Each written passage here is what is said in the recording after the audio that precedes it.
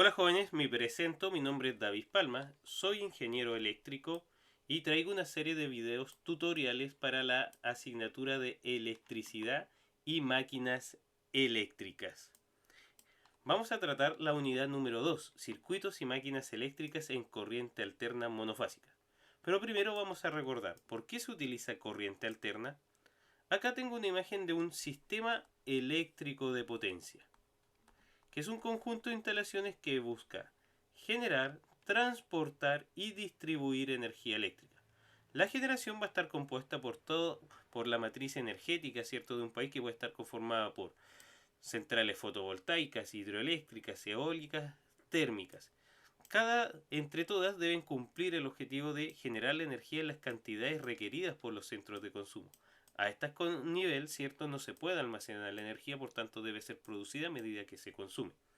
Normalmente esta generación va a niveles de tensión desde los 13.2 a 13.8 kilovoltios, o sea, se produce generación de energía en media tensión. Luego viene la transmisión, cuyo objetivo es transportar la energía eléctrica con la menor cantidad de pérdidas posibles en el sistema. Para eso vamos a contar de torres de alta tensión y líneas de transmisión de alta tensión. A medida que vaya aumentando el voltaje con el cual vamos a transportar la energía eléctrica, estas torres van a ir aumentando de tamaño. El voltaje que vamos a utilizar va a depender de la distancia que hay desde el centro de generación a los centros de consumo. Luego viene la etapa de distribución, ¿cierto?, cuyo objetivo es distribuir la energía eléctrica dentro de los consumidores, ya sean industriales o residenciales. Las líneas de distribución deben haberlas vistos. Son estos conductores, ¿cierto?, que están en nuestras calles, donde vamos a tener líneas de media tensión y líneas de baja tensión. La distribución en media tensión aquí en Chile, ¿cierto?, normalmente se utiliza desde los 12 kilovoltios hasta los 23 kilovoltios. No obstante, la norma establece que cualquier instalación mayor a 1 kilovoltio está constituida como media tensión. En cambio, la distribución de baja tensión para clientes domiciliarios van a ser 220 voltios monofásicos y para los clientes industriales 380 voltios trifásicos. Pero ¿por qué utilizamos corriente alterna para nuestro sistema eléctrico de potencia? Debemos recordar a estos dos personajes, Thomas Edison y Nicolás Tesla. Estos personajes se enfrentaron en las batallas de las corrientes, ¿cierto?, donde el primero, que era Thomas Edison, abogaba por el uso de corriente continua, mientras Nicolás Tesla abogaba por el uso de la corriente alterna. De esta lucha, ¿cierto?, la vencedora y gran vencedora, ¿cierto?, fue nuestra señal de corriente alterna, ¿cierto?, que hoy en día sabemos que es una señal sinusoidal, ¿cierto?, donde ahí se destacan algunos valores, ¿cierto?, como nuestro voltaje máximo, valores RMS, ¿cierto?, y sabemos que esta señal tiene también asociado, ¿cierto?, un periodo, por tanto corresponde una frecuencia. En Chile sabemos que la frecuencia asociada son 50 Hz. Pero ¿por qué ganó la corriente alterna esta batalla?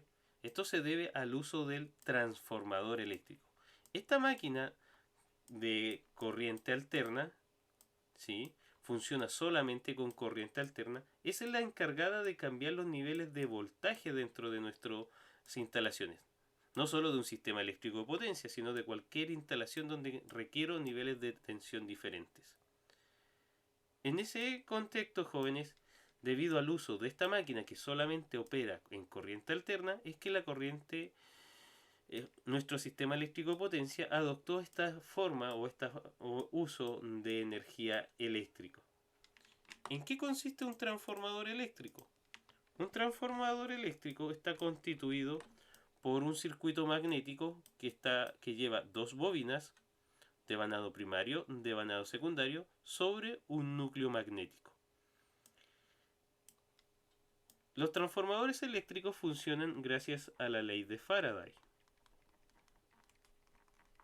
¿cierto?, donde se establece que el voltaje inducido en sus terminales va a depender del número de espiras, la variación del flujo magnético con respecto al tiempo. En ese aspecto se puede establecer de que necesitamos primero una bobina. vamos a necesitar un campo magnético variable en función del tiempo. Y esto no se logra con la corriente continua. La corriente continua es constante en el tiempo, por tanto, no cambia de positivo a negativo como lo hace la corriente alterna, por ende el campo magnético tampoco lo hace. Esto permite, cierto, que el transformador eléctrico funcione solamente con corriente alterna. Y mejor aún, el voltaje producido va a depender del número de espiras por el cual está constituido. Por tanto, si yo cambio el número de espiras de el devanado secundario, voy a modificar el nivel de tensión de salida del transformador. De hecho, los transformadores eléctricos tienen una razón de cambio que viene dada entre N1 y N2, igual a B1 es a B2, donde B1 correspondería al voltaje de entrada y B2 va a corresponder al voltaje de salida. Hagamos un pequeño ejemplo. Pensemos que tenemos un transformador eléctrico cuyo voltaje de entrada son 220 voltios y el número de espiras del primario son 100. Y pensemos que necesitamos encontrar el voltaje en el secundario, donde el número de espiras N2 son 200. Sí.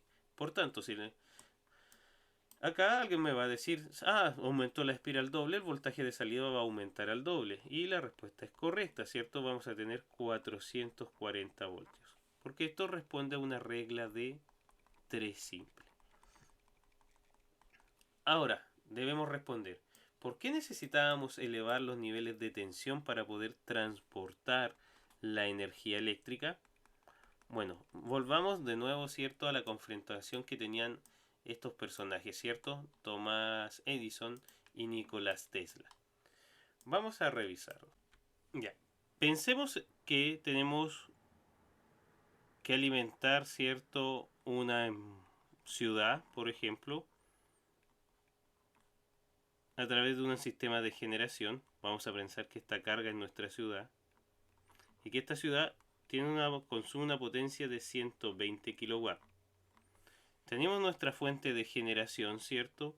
Y la generación para llevar la energía hacia nuestra carga pasa por una línea de transmisión con una resistencia de 1 ohmio. El voltaje que requiere nuestra carga, ¿cierto?, que en nuestra ciudad es de 220 voltios. Entonces, ¿qué sucede? ¿Cuál era el problema de la corriente continua? Íbamos a tener demasiadas pérdidas por efecto Joule en las líneas de transmisión, dado que no podíamos cambiar los niveles de voltaje. Esto es fácil de demostrar. Calculemos la corriente que va a circular acá. La corriente que va a circular en nuestra línea de transmisión. Esta corriente va a estar dada por la potencia dividido el voltaje, en este caso 120.000 dividido 220 voltios. En ese contexto nos da una corriente de 545.5 amperes. Las pérdidas por efecto Joule en este conductor, ¿cierto? Recordar, ¿cierto?, de que al circular corriente en un conductor eléctrico, independiente cual sea la magnitud, siempre voy a tener pérdidas por el roce de los electrones en él. Entonces la idea es que estas pérdidas sean las menores posibles. Las pérdidas en el cobre, ¿cierto?, en este caso van a estar dados R por I cuadrado. Vamos a tener un ohmio multiplicado por la corriente de 545,15 al cuadrado. Esto nos da una potencia de 297.520 watts. Si lo llevamos, ¿cierto?, a kilos, vamos a tener que la potencia perdida en el sistema es de 297.5 kilowatts. ¿Será eficiente para alimentar una carga de 120 kilowatts perder 297,5 kilowatts en los cables por efecto Joule, disipación de calor? La verdad no. La solución que plantea Thomas Edison era utilizar más conductores por cada línea y conductores de una sección mayor. ¿cierto? Recordar que la sección es la zona por donde traspasa la corriente eléctrica. En ese aspecto el sistema se encarecía. Es así donde surge, ¿cierto?, la idea de utilizar corriente alterna, dado que tenemos transformadores. Entonces tenemos el mismo sistema de generación, pero ahora instalamos un transformador, por ejemplo, de 220 voltios a 66 kilovoltios, justo antes de entrar a la línea de transmisión. Línea de transmisión que pues sigue siendo la misma, cuya resistencia es de 1 ohm. Pero mencionaron, es peligroso trabajar a 66 kilovoltios. Entonces, la solución era instalar otro transformador acá, pero esta vez de 66 kilovoltios a 220 voltios. Y aquí alimentar nuestra carga. De esta manera, ¿cierto?, se lograba lo siguiente. Fíjense, calculemos la corriente. Va a seguir siendo potencia dividido voltaje. Pero ahora tengo los 120.000 dividido 66.000 voltios. Esto da aproximadamente, bueno, cae casi 2 veces, aproximadamente 0,0 tenemos 1.81 amperes. Después ustedes lo verifican con la calculadora, así que en ese aspecto las pérdidas por efecto Joule en este sistema siguen siendo R por I. Pero miren lo que está sucediendo ahora. Tengo 1 ohm multiplicado por 1.81 al cuadrado. Las pérdidas en este sistema son de apenas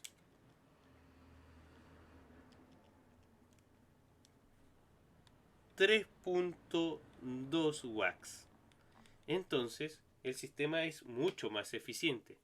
Entonces es por eso que utilizamos corriente alterna para trabajar en nuestro sistema eléctrico de potencia, y por eso debemos estudiarla, porque es más factible transportar la energía eléctrica debido a que puedo aumentarla o disminuirla a placer gracias a los transformadores eléctricos. Ahora, a medida que el sistema fue aumentando, los consumos fueron creciendo de las casas, ¿sí?, a medida que fueron aumentando el consumo de energía eléctrica, ¿cierto? Porque fuimos agregando, ¿cierto?, al hornos eléctricos, por ejemplo, radios,